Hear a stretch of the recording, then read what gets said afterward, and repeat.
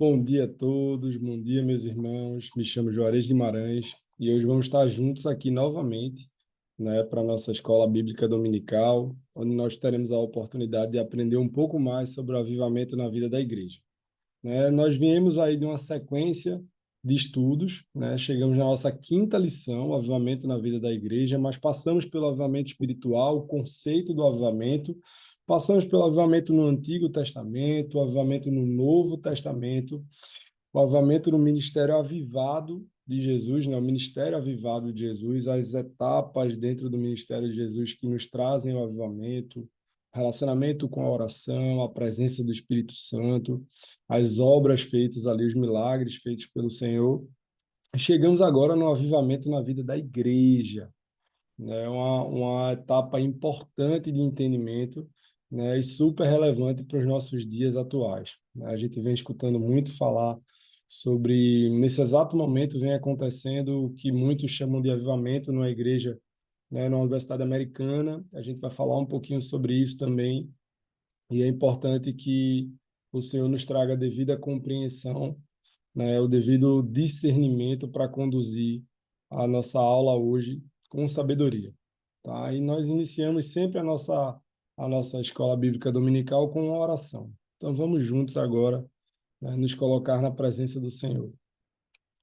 Pai querido e amado, nós te pedimos, Senhor, fica conosco, Pai. Nos dá sabedoria, discernimento, Senhor. Diminui tudo aquilo, Pai, que não é teu, Senhor. Tira da minha mente tudo aquilo que não é teu, Pai. Que o teu Espírito Santo, ele se manifeste aqui hoje, Senhor. Que nós possamos, Pai, aprender um pouco mais sobre o avivamento na vida da tua igreja, Senhor. Para que nós, enquanto igreja, Pai, possamos manter, Senhor, manter o fogo do teu Espírito aceso, Pai. Manter a vida em comunhão com a tua palavra, Senhor. Fazer com que a nossa fé não seja morta, Pai, para que a nossa fé tenha obras, Senhor, e obras que sejam para a tua glória, Jesus, para que nós possamos, Pai, chegar chegar no dia do nosso encontro contigo, Senhor, do nosso verdadeiro encontro contigo, Pai, com a certeza de que o Senhor conduziu a nossa vida, com a certeza de que nós fomos fiéis a ti, Senhor. Eu sei que é uma missão difícil, Pai, mas a tua palavra nos garante, Senhor, que ela é possível, Pai. E nós te pedimos, fica conosco, Senhor, nos orienta, nos conduz, nos abençoa, Pai, para que nós possamos aprender mais da tua palavra. Vem, Espírito Santo, e nos conduz no dia de hoje. Nós te agradecemos em o nome de Jesus. Amém. Amém. Então, após a nossa oração, nós vamos nos encaminhar aqui rapidamente para uma pequena revisão, uma revisão de tudo aquilo que a gente viu até o momento sobre avivamento, o que é que o Senhor tem para nós. Então, o avivamento é uma intervenção de Deus, só recapitulando rapidamente, é uma intervenção de Deus que normalmente acontece pós uma crise, espiritual, uma crise moral perante o povo de Deus. É quando o povo começa a se afastar, é quando tudo começa a ficar morno, a ficar frio, a gente começa a esfriar na presença do Senhor. A gente começa a fazer com que as pequenas coisas não se tornem mais tão relevantes. A gente para de nos santificar, a gente para de estudar a palavra, a gente para de olhar para os irmãos, enquanto imagem e semelhança de Deus. A gente passa a trazer o nosso ego, a nossa vaidade, o nosso conhecimento e sobrepor os preceitos do Senhor. Então, normalmente, o avivamento, tanto no Antigo Testamento quanto no Novo Testamento, ele acontece nesse cenário. Ele acontece nessa perspectiva. E como nós falamos, o avivamento é uma intervenção de Deus. Mas quais são as fases, quais são as etapas, o que é que a gente pode identificar para caracterizar um avivamento? A gente sempre fala da humilhação na presença do Senhor, que é o nosso reconhecimento. Nós precisamos nos reconhecer enquanto pecadores, nós precisamos reconhecer que nós somos falhos, que nós não agimos com fidelidade perante a palavra do Senhor, para que o avivamento ele possa acontecer em nossas vidas. Nós precisamos orar e buscar a face do Senhor, assim como nós vimos lá no estudo sobre o ministério avivado de Jesus, que o ministério de Jesus, ele inicia com a oração, né? Ele inicia com o batismo que, que foi realizado lá com João Batista. Na sequência, o Espírito Santo conduz o Senhor ao deserto, e naquele processo de diminuir a carne e se conectar com o Espírito, é que Jesus inicia verdadeiramente ali o seu ministério, né? A gente consegue visualizar o ministério de Jesus naquele processo, e nós precisamos também orar e buscar a face do Senhor. E a terceira grande etapa é realmente a verdadeira conversão, né? A conversão sincera, a mudança de rota, né? A mudança de rota e a busca constante aí pela face do Senhor através da sua palavra, através do relacionamento com a igreja e o exercício da fé com obras, né? O exercício da fé faz parte desse manifestar do avivamento, e é isso que nós vamos ver hoje no avivamento na vida da igreja. Porque quando nós falamos do avivamento na vida da igreja, o primeiro ponto é, mas quem é o público-alvo do avivamento? Né? Essa definição de igreja, o que é que nós podemos aprender com o avivamento na vida da igreja? Qual é o dinamismo, né? De que forma a igreja se movimenta, se conduz, de que forma nós devemos agir enquanto igreja santa do Senhor.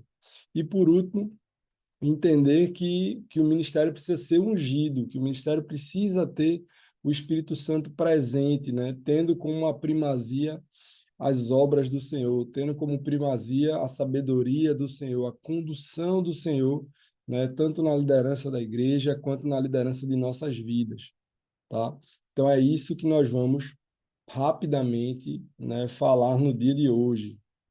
E avançando aqui, eu vou compartilhar a tela.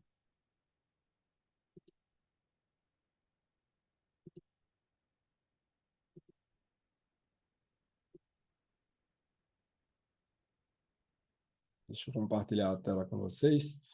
Nós vamos falar sobre Atos, no capítulo 2, dos versos 1 ao 13. Então, vamos lá para o livro de Atos. Vou projetar aqui o texto para que nós possamos ler juntos. Atos, capítulo 2, dos versos 1 ao 13. Chegando o dia de Pentecostes, estavam todos reunidos num só lugar. De repente veio do céu um som como de um vento muito forte e encheu toda a casa na qual estavam assentados. E viram o que parecia língua de fogo, que se separaram e pousaram sobre cada um deles. Todos ficaram cheios do Espírito Santo e começaram a falar noutras línguas, conforme o Espírito os capacitava. Havia em Jerusalém judeus tementes a Deus, vindo de todas as nações do mundo. Ouvindo-se esse som, ajuntou-se uma multidão que ficou perplexa, pois cada um as ouvia falar em sua própria língua. Atônitos e maravilhados, eles perguntavam: acaso não são os galileus esses homens que estão falando? Então, com os ouvidos cada um de nós em sua própria língua materna, partos, medos e elamitas, habitantes da Mesopotâmia, Judéia, Capadócia, Ponto e da província da Ásia, Frígida e Panfília, Egito e das partes da Líbia, próximas a Cirene, visitantes vindos de Roma, tanto judeus como convertidos ao judaísmo, cretenses e árabes. Nós os ouvimos declarar as maravilhas de Deus em nossa própria língua. Atônitos e perplexos, todos perguntavam uns aos outros: que significa isso? Alguns, todavia, zombavam deles e diziam: eles beberam vinho demais. Né? Então, nós temos aqui no texto um ponto importante. Né? A gente consegue visualizar aqui a manifestação no dia de Pentecostes. Então, nós temos ali os discípulos reunidos, nós temos um contexto de oração, um contexto de reunião de oração, e mais na frente nós vamos entender o porquê essa reunião estava acontecendo. Né? Nós vamos começar a destrinchar um pouco mais um texto, entender o contexto daquela reunião. Mas o que fica de lição aqui é o seguinte, é que todos foram cheios do Espírito Santo e começaram a falar em outras línguas conforme o Espírito os capacitava. Né? O Espírito Santo se manifesta naquele lugar. O Espírito Santo desce sobre os discípulos. O Espírito Santo desce sobre todos aqueles que estavam naquele contexto de oração e se manifesta. né? E faz ali uma maravilha, e faz ali um milagre, né? As pessoas começam a escutar sobre o que eles estavam falando, né? Estavam falando sobre as maravilhas de Deus, eles estavam declarando as maravilhas de Deus sem o conhecimento das línguas, mas com o manifestado Espírito Santo através de outras línguas, né? Então, nós conseguimos ver claramente que o mover do Espírito Santo naquele contexto, ele vem para encher os discípulos de poder, mas para revelar a glória de Deus. É a glória de Deus que nos conduz a todo tempo e é ela que precisa estar sempre manifesta em nossas vidas. Então, ainda avançando aqui no texto, vamos chegar agora para o compartilhamento aqui, parar o compartilhamento da tela para que a gente possa seguir. Então, qual era o público-alvo, né? De quem a gente estava falando naquela reunião? A gente estava falando, se a gente seguir lá para ainda no livro de Atos, agora no capítulo 1 do livro de Atos, vamos lá, Atos, capítulo 1, nós temos o seguinte, nós temos aqui no versículo, vamos lá para o versículo 3 do capítulo de Atos. Ele dizia, capítulo 1, versículo 3. Depois do sofrimento, Jesus apresentou-lhes a eles e deu muitas provas indiscutíveis de que estava vivo. Apareceu por um período de 40 dias, falando-lhes acerca do reino de Deus. Certa ocasião, enquanto comia com eles, deu-lhes essa ordem: não saiam de Jerusalém, mas esperem pela promessa de meu Pai, da qual vos falei. E que promessa é essa que Jesus falou com os discípulos, né? Quando ele falou essa promessa, né? Jesus, no final ali do livro de Marcos, vamos lá no livro de Marcos, vamos aqui no livro de Marcos, no capítulo 16, Marcos, capítulo 16,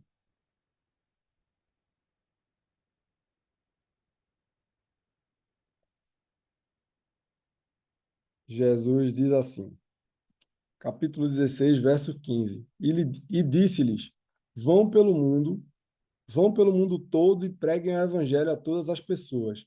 Quem crer e for batizado será salvo, mas quem não crer será condenado. Esses sinais acompanharão os que creem. Em meu nome expulsarão demônios, falarão novas línguas, pegarão em serpentes e se beberem algum veneno mortal, não lhe fará mal algum. Imporão a mão sobre os doentes e esses ficarão curados. Depois de ter falado, Jesus foi levado aos céus e se assentou à direita de Deus.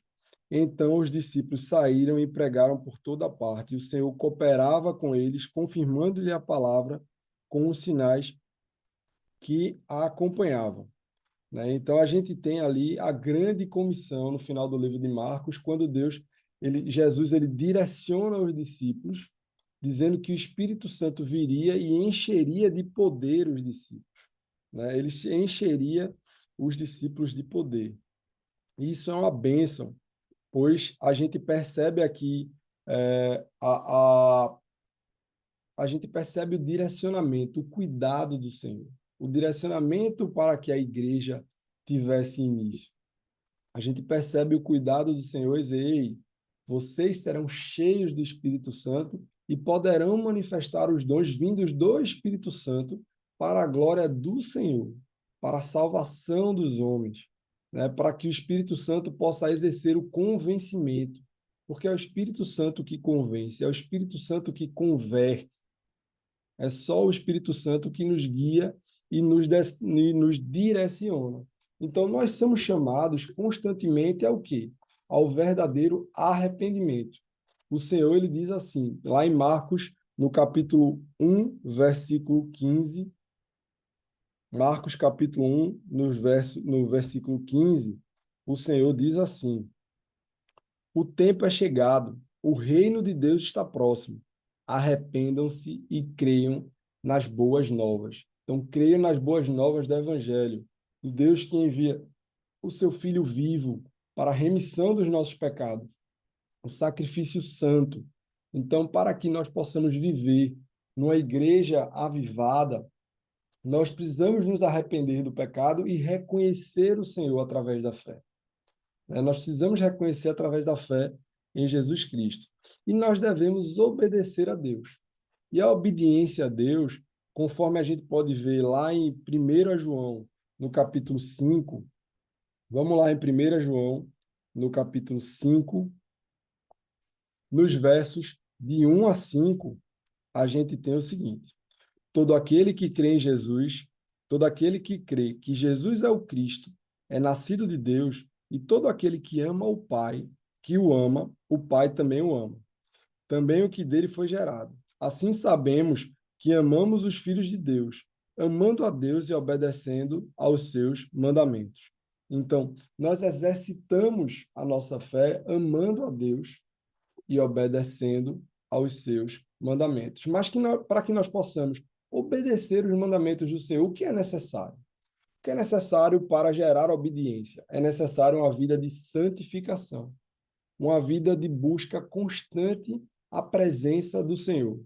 No Ministério Avivado de Jesus, nós vemos Jesus ali em diversos momentos trabalhando a oração, fazendo com que a conversa com o Pai, com que a oração seja exercitada, no acordar, no deitar, no tomar de uma decisão. Nós temos ali um relacionamento constante. Nós temos o exercício desse relacionamento, que é a intimidade gerada pela conversa constante com o Senhor. Será que nós estamos exercitando essa conversa constante com o Senhor? Será que nós estamos obedecendo? E eu trago isso para a minha vida, primeiramente. Será que nós estamos verdadeiramente crendo nas boas novas, crendo de que o Senhor é poderoso para fazer milagres e maravilhas? Será que nós estamos orando pelos enfermos? Será que nós estamos exercitando a nossa fé, cuidando dos que têm mais necessidade, cuidando dos órfãos, das viúvas? Será que nós estamos direcionando as pessoas pela palavra do Senhor, sendo testemunhas vivas do amor de Deus, da misericórdia do Senhor, alcançados pela graça do Senhor? Então, nós precisamos diariamente, exercitar a palavra, meditar na palavra, nos afastar das rodas dos escarnecedores, buscar ser exemplo, não para que as pessoas nos gloriem, não para que as pessoas nos reverenciem, não para ocupar lugar de honra, mas para fazer com que Cristo ocupe esse lugar de honra, para que Cristo tenha a primazia do teu dia, do meu dia, para que ao acordar nós possamos encontrar o Senhor. Assim como o Senhor no final da tarde buscava Adão e Eva, encontrar com Adão e Eva lá no jardim do Éden, que nós possamos buscar o Senhor constantemente e dizer: Senhor, fica conosco, nós somos falhos, nós vamos tropeçar, Senhor. Afasta de nós, Pai, o pecado, afasta de nós a possibilidade de te tirar da primazia, Senhor. Fica conosco a todo tempo. Então, nós temos aí três direcionamentos claros, que é: arrependa-se do pecado, obedeça ao Senhor e santifique a sua vida, busque uma vida de santidade, para que nós possamos ser público-alvo, do mover do Espírito Santo, para que nós possamos estar em consonância com o Espírito Santo, exercitando o seu poder, sendo instrumento para que o Espírito Santo possa trabalhar no verdadeiro convencimento de pessoas, para que elas também sejam alcançadas pelo amor e pela graça de Deus. Para que elas, não para que elas sejam alcançadas, mas que elas tomem percepção disso, porque todos nós já somos alcançados pela graça do Senhor, mas muitos estão cegos para isso. Muitos têm olhos, mas não enxergam o mover do Senhor, mas não enxergam os detalhes que mora o relacionamento com o Senhor. Isso é fundamental para que nós possamos seguir, porque nós temos uma promessa, e a promessa ela é para todos. Lá em Atos, no capítulo 1, nos versos de 1 a 5, de 3 a 5, desculpa, nós temos o seguinte: depois do sofrimento, Jesus apresentou-lhes a eles e deu-lhes muitas provas indiscutíveis de que estava vivo. Apareceu-lhes por um período de 40 dias, falando acerca do reino de Deus. Certa ocasião, enquanto comia com eles, deu-lhes essa ordem: não saiam de Jerusalém, mas esperem a promessa de meu Pai, da qual falei a vocês. Pois João batizou com água, mas dentro de poucos dias vocês serão batizados com o Espírito Santo. Então os que estavam ali reunidos lhe perguntaram: Senhor, é nesse tempo que vai restaurar o reino de Israel? E ele lhe respondeu: Não compete a vocês saber o tempo ou as datas que meu Pai estabeleceu para a sua própria autoridade, mas receberão poder quando o Espírito Santo descer sobre vocês, e serão minhas testemunhas em Jerusalém, em toda a Judéia e Samaria, até os confins da terra. Então, o Senhor claramente aqui nos direciona e direcionou os discípulos naquele momento para aguardar ser cheio de poder pelo Espírito Santo. Com a nossa força, com o nosso entendimento, com o nosso discernimento, nada podemos fazer. Nós somos extremamente limitados, né? Nós não conseguimos andar pela palavra com sabedoria, nós não conseguimos apresentar a palavra com sabedoria se dessa não for dada pelo Espírito Santo. Se não for o Espírito Santo que conduz esse processo. Sem com que o Espírito Santo nos abra o entendimento, os olhos, né, para que nós possamos ser cheios dele, para que ele se manifeste, para que ele toque no coração das pessoas em pontos que nós não alcançamos, pontos que nós não enxergamos. Né? Quantas vezes nós vemos ou nós escutamos falar de pessoas que durante uma pregação foram tocadas em pontos especiais na sua vida, né? Estavam sentindo ali abandono, se sentindo sozinha, se sentindo desamparada, e o Espírito Santo traz o conforto. Verdadeiramente existe o exercício do Consolador, né? Aquele que diz para o povo que o Senhor é capaz de levar esse fardo que está tão pesado no teu coração. Que o Senhor faz com que esse fardo fique leve, porque o Senhor derrama sobre si os nossos pecados. Então é nesse momento que o Espírito Santo faz a obra, que nós possamos ver que o revestimento do Espírito Santo foi algo buscado naquele momento. Então, o que é que os discípulos estavam fazendo lá no cenáculo? Eles estavam orando e buscando a face do Senhor, buscando o relacionamento íntimo com Deus, porque o Jesus já tinha subido aos céus e tinha feito uma promessa clara: de se esperem, aguardem lá em Jerusalém que eu vou enviar para vocês o Espírito Santo, né? E dentro desse processo, quem é que estava presente, né? A gente vê agora no versículo 12 ainda do capítulo 1, que eles dizem assim, ó, capítulo 1 de Atos, dos versos 12 ao 14. Então eles voltaram para Jerusalém, vindo do monte chamado das Oliveiras, que ficava perto da cidade, cerca de 1 quilômetro. Quando chegaram, subiram aos aposentos onde estavam hospedados. Achavam-se presentes Pedro, João, Tiago e André, Filipe, Tomé, Bartolomeu e Mateus, Tiago, filho de Alfeu, Simão o Zelote e Judas, filho de Tiago.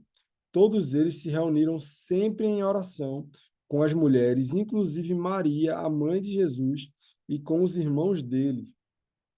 Naqueles dias, Pedro levantou-se entre os irmãos, um grupo de cerca de 120 pessoas, e disse: Irmãos, era necessário que se cumprisse a escritura que o Espírito Santo perdisse da boca de Davi, a respeito de Judas, que serviu de guia aos que prenderam Jesus. Ele foi contado como um de nós, dos nossos, e teve participação nesse ministério. Então, o que é que nós podemos ver aqui? Que naquela reunião estavam os discípulos, estavam Maria e cerca de 120 pessoas, né? Todas em espírito de oração, reunidas em espírito de oração. Até que chega o momento que nós vemos lá em Atos 2, que é o texto que nós lemos no começo, mas nós vamos reler aqui. Então, chegado o dia de Pentecostes, estavam todos reunidos num só lugar. De repente veio do céu um som como de um vento muito forte e encheu toda a casa na qual estavam assentados. E viram o que parecia línguas de fogo que se separaram e pousaram sobre cada um deles. todos ficaram cheios do Espírito Santo e começaram a falar em outras línguas, conforme o Espírito os capacitava. Né? Então, nós temos uma manifestação real do Espírito Santo. Né? O Consolador enviado por Deus, ele chega naquela reunião de oração e ele muda tudo. Ele literalmente muda tudo. Não só a presença do Espírito Santo, ela se acentua, como ele capacita a todos. Então, conforme o Espírito Santo os capacitava, eles falavam em outras línguas, mas em outras línguas para que as pessoas entendessem que eles estavam falando das maravilhas de Deus. Não por sua capacidade intelectual. Eles não eram munidos de conhecimento para falar em outras línguas, mas ali o Espírito Santo os capacitava. Né? E nós conseguimos ver ali, literalmente, essa manifestação, e hoje nós vemos aí movimentos de algumas igrejas que são o que nós chamamos de sensacionistas. Elas creem que os dons do Espírito Santo cessaram, eles só aconteceram lá em Atos. Mas a palavra do Senhor, ela nos exorta com relação a isso. Ela nos deixa clareza de que só a manifestação do Espírito Santo ela é capaz de trabalhar a verdadeira conversão. Só através do Espírito Santo nós conseguimos o real entendimento da palavra, a profundidade da palavra. Hoje nós vivemos uma geração que ela tem acesso a muitas informações. Nós vemos aí um mar de informações, mas nós também enxergamos pessoas que acessam essas informações, mas que elas não têm profundidade. Então, nós enxergamos um oceano de informações com a profundidade de uma poça de água. Nós não conseguimos nos aprofundar na mensagem porque nós não buscamos a orientação do Espírito Santo. Só o Espírito Santo pode trazer profundidade à palavra do Senhor. Né? Só o Espírito Santo pode fazer com que aquela palavra seja viva e manifesta.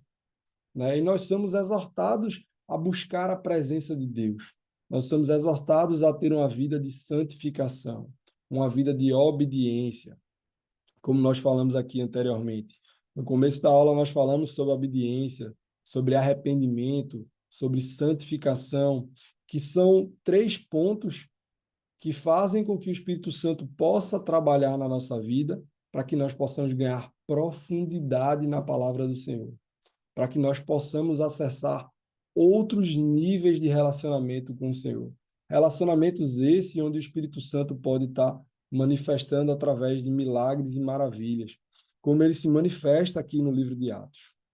Então, nós não somos cessacionistas, nós cremos que o Espírito Santo se manifesta hoje. É promessa do Senhor que o Espírito Santo viria. Tá? É promessa do Senhor. O Senhor diz, ei, aguarda, que eu vou enviar o Espírito Santo. Fiquem em Jerusalém, só saiam para pregar depois de estarem revestidos de poder. Porque, como disse lá no livro de Marcos, uma vez revestido de poder, ainda que tomais veneno, esse não pode lhe fará mal, esse não lhe fará mal. Vocês vão levantar a mão e vão curar enfermos. Vocês vão fazer milagres em nome do Senhor Jesus, para a glória do Senhor Jesus. Né? Então, é isso que nós buscamos. Nós buscamos profundidade de relacionamento com o Espírito Santo de Deus, para que o Senhor seja glorificado em todo o tempo. E falando um pouquinho agora do dinamismo da igreja, a igreja ela precisa ser constantemente avivada, ela precisa ter constantemente o relacionamento com o Senhor. Ela precisa manifestar esse relacionamento com o Senhor de maneira única, exclusiva, né? Fazendo com que o Senhor ocupe lugar de honra na igreja, fazendo com que os obreiros, os diáconos, o nosso pastor, ele traga a palavra do Senhor como primazia para nossas vidas. Né? Ele nos ajude a colocar o Senhor com um lugar de honra em nossa história. Então, o avivamento do ponto histórico da igreja, a igreja passa a existir a partir ali do Pentecostes. Nós cremos que a igreja passa a existir a partir do momento em que o Espírito Santo, enviado por Deus, ele desce no meio de nós e ele nos reveste de poder para ter uma vida santa, para conseguir exercer a santificação de nossas vidas através da palavra do Senhor, através do arrependimento constante, através da obediência, né? E aí, dentro desse processo, o que é que nós conseguimos também trazer como exercício do relacionamento com o Espírito Santo? Um exercício com relacionamento com o Espírito Santo é o cuidado, né? Por exemplo, com os irmãos carentes, é o cuidado com as viúvas, com os órfãos, né? É ter a real percepção de que nós podemos abençoar outras pessoas através não só da palavra de Deus, mas através dos nossos recursos, né? Através do nosso trabalho, através da nossa condução. Porque você pode abençoar uma família não só com dinheiro, com mantimentos, mas também com orientação, conduzindo aquela família para que ela consiga obter recursos, para que ela consiga obter conhecimentos que vão gerar recursos, tá? Conectando aquelas pessoas com oportunidades de trabalho. Tudo isso faz parte da movimentação e do relacionamento com o Espírito Santo, que é quando você olha para o irmão não com julgamento com relação à capacidade dele, porque pela nossa capacidade nós não temos direitos a nada. Pela minha capacidade eu não consigo exercer nenhuma atividade laboral no meu trabalho. Nada que agregue valor ao meu trabalho pode ser manifestado apenas pela minha capacidade. Mas sim, quando eu busco a face do Senhor, quando eu busco estar revestido do Espírito Santo, eu realizo aquele trabalho como se para Deus, né? Eu faço aquele trabalho como se para Deus eu estivesse fazendo aquele trabalho, e aí o Senhor vai e nos abençoa, o Senhor vai e multiplica, o Senhor vai naquela obra e paga 100 por um do que eu estou realizando, fazendo com que aquilo ali gere valor, e com o valor gerado, aquilo possa trazer uma bênção para a minha vida, que é ter recursos, e que esses recursos eles possam abençoar a outros, que eu possa ser, que nós possamos ser instrumentos do Senhor na conexão do povo de Deus com oportunidades de trabalho, na conexão com o povo de Deus, para que eles possam alcançar mais e mais recursos para abençoar mais e mais pessoas, né? Não é teoria da prosperidade, é conexão real e verdadeira com o Espírito Santo, para que nós possamos manifestar a graça do Senhor, para que nós possamos exercer o nosso papel de cristão, pequenos cristos, levando alimento para a vida do povo da igreja, levando a palavra do Senhor, que é o verdadeiro alimento, né? Fazendo com que as pessoas alcancem um novo nível de relacionamento com o Senhor. Porque a palavra ela nos garante. O Senhor nos garante que nunca viu um justo mendigar o pão. E crendo na palavra do Senhor, crendo nas boas novas, né? A boa nova de que o Cristo vive e reina, de que ele levou sobre si o nosso pecado, e que nós não devemos ter mais medo algum, né? E se tivermos medo, que o nosso medo seja nos afastar da palavra do Senhor, nos afastar do evangelho do Senhor, tá? Levar uma vida carnal, que o nosso medo seja tirar do Senhor o lugar de honra em nossa vida e levantar altares em nossa vida que não são para a glória e honra do Senhor. Esse tem que ser o nosso principal medo, né? E a oração, ela afasta todo o medo, ela tira todo o peso e ela nos faz exercer uma fé viva. Então, nós precisamos sim cuidar dos irmãos carentes, trabalhar de uma forma social, mas com responsabilidade. Responsabilidade de levar o pão imediato para a vida daquele irmão, sanar a fome momentânea, mas também levar o irmão a se capacitar para que ele consiga, através do suor do seu rosto, ganhar o pão de cada dia e ser abençoado com um trabalho esse que vem do Senhor. Então, isso faz parte do nosso entendimento sobre uma fé com obras, né? E não a fé morta em si. Lá em Tiago, no capítulo 2, vamos lá em Tiago, capítulo 2, dos versos 14 ao 17, ele diz assim, Tiago, irmão de Jesus, ele diz assim: de que adianta, meus irmãos, alguém dizer que tem fé se não tem obras? Acaso a fé pode salvá-lo? Se um irmão ou irmã estiver necessitado de roupa ou do alimento de cada dia, e um de vocês lhe disser, vá em paz, aqueça-se e alimente até satisfazer, e sem, porém, lhe dar nada, de que adianta isso? Assim também a fé por si só, se não for acompanhada de obras, está morta. Então, nós precisamos sim sanar a fome momentânea, sanar o frio, fazer para os nossos irmãos aquilo que nós, se um dia precisarmos, gostaríamos que alguém fizesse a nós. Né? Ser cristão ali, exercer a fé no Senhor, cuidar daquele irmão e levar para ele a palavra e a orientação. Né? Ajudar o irmão a conseguir um emprego, ajudar o irmão a conseguir ter mantimentos para a sua família, abençoar a família de outro irmão. Isso é exercer verdadeiramente a fé e o relacionamento com o Senhor, é ter uma vida avivada no Espírito Santo, é ter relacionamento direto com o Espírito Santo. E a igreja ela precisa desse dinamismo, porque para ter um ministério ungido, nós precisamos ter esse relacionamento com o Espírito Santo. A unção do Espírito Santo vem da tríade que nós falamos anteriormente.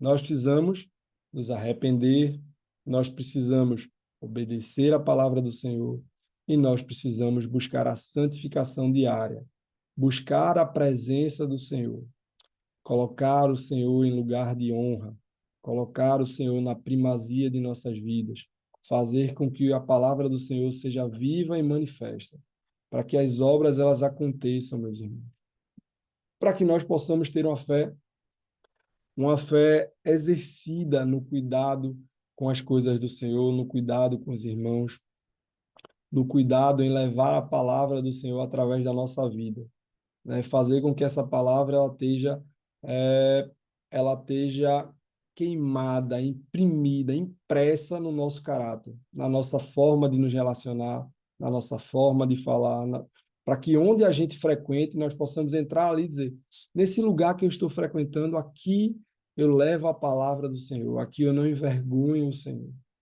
aqui eu levo a palavra do Senhor, porque eu peço, Senhor, vem e me diminui, e faz com que o Espírito Santo do Senhor, ele cresça e ele se manifeste em nossas vidas.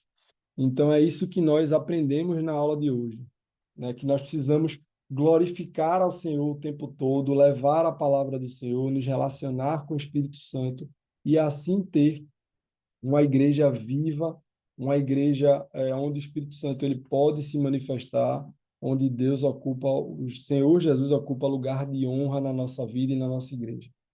E nós vamos encerrar essa aula de hoje pedindo ao Senhor que nos abençoe, pedindo ao Senhor que fique conosco, que abra o nosso entendimento, para que nós possamos verdadeiramente fazer parte de uma igreja avivada, né? Fazer parte, ter um ministério avivado, ter um ministério ungido, ter uma vida em que o Espírito Santo ele se manifeste em todo momento, para que nós não nos afastemos da palavra.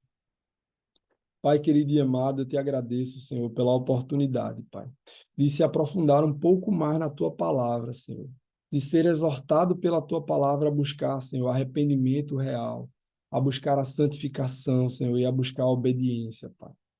Nos ajuda, Senhor, enquanto igreja, Pai, para que nós possamos sempre, Senhor, sempre, sempre, sempre colocar o Senhor em lugar de honra, Pai. Exercer na nossa vida um relacionamento real com o Espírito Santo, Pai. Cuidar das viúvas, dos órfãos, dos doentes, Senhor. Levar palavras de vida, Pai. Para que o Senhor se manifeste através do Espírito Santo e que haja cura e que haja bênção, Senhor, naquele lugar. Porque naquele lugar o Senhor ocupa a honra e a primazia, Pai. Para que a tua palavra nos oriente, Senhor, e nos firma o alicerce, Pai, na tua palavra, Senhor, que nós possamos construir a nossa vida e a nossa casa sobre a rocha, sobre o templo santo do Senhor, embaixo das tuas asas, Senhor. Vem e fica conosco, Senhor. Prepara o nosso coração, Pai, para o culto que há de vir na sequência dessa escola dominical, Senhor. Se manifesta em nossa vida, Pai, para que a palavra ali ministrada, Senhor, ela encontre em nós terreno fértil, Senhor, para que ela frutifique. É isso que nós te pedimos, em nome de Jesus. Amém. Amém, meus irmãos. No nosso próximo encontro, nós vamos falar um pouquinho sobre o ministério avivado na vida de Pedro. Então, nós vamos entrar ainda mais no contexto do avivamento. Fiquemos com Deus, que Deus nos abençoe. Amém.